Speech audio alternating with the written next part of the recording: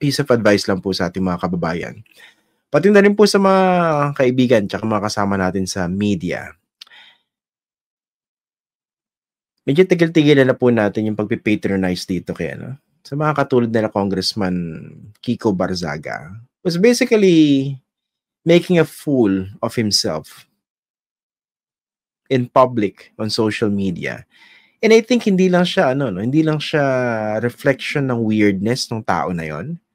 Mukhang sinasadya Dahil mukhang merong ipinupush na agenda o naratibo.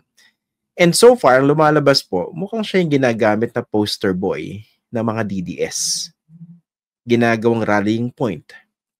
Ito namang ilang mga kasama natin sa media, kasi kung hindi niyo po napapansin na itatanong, sa media po kasi, di ba, hindi niyo ba natatanong minsan, paano ba dinidefine ang news? What makes news news? Di ba? There's a difference between information and news. Not all information is news, but all news is information. Balay ko binabanggit po sa inyo yan. Isa po sa mga kinoconsider kung ang isang impormasyon ay balita, meron po tinatawag sa journalism school, nakasulat po ito, news values.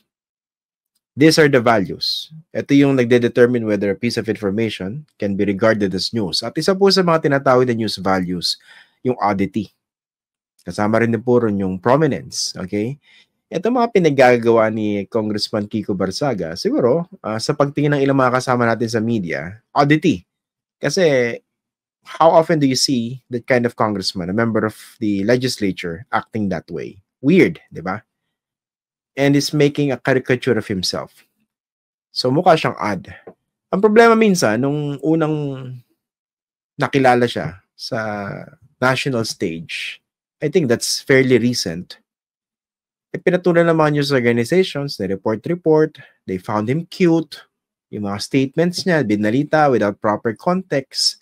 So nagmukha tayong, hindi pala ako kasama, hindi ka naman ito binalak interviewin Pero yung ibang mga news organizations, ibang mga news media practitioners dito sa ating bansa, by doing that kind of reporting about Kiko Barzaga's antics without proper context, basically lent him the much-needed platform that he needed to amplify this kind of stupid, bogus, and to be honest, not funny antics.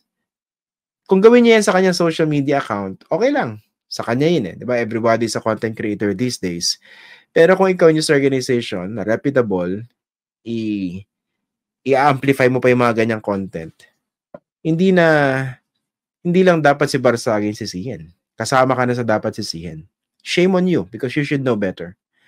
So sa akin, dapat mas maingat sa pagbusisi sa mga impormasyon na nanggagaling dito. And ako, I sense there's an agenda really Diba? Ito si Barzaga, basically pinupush yung DDS agenda. Diba? I think that's obvious. Kaya ako napansin nyo, diba, nung panayam natin dito sa isa pang bagitong kongresista, napakayaman, galing din sa political dynasty. At tawag din sa kanya, Nepo Baby, si Congressman Leandro Leviste. Diba, napansin nyo doon sa ating panayam na honestly, that was a painful interview. And kailangan mag-practice ito sa congressman sa mga ganyang interviews kasi long and winding, no?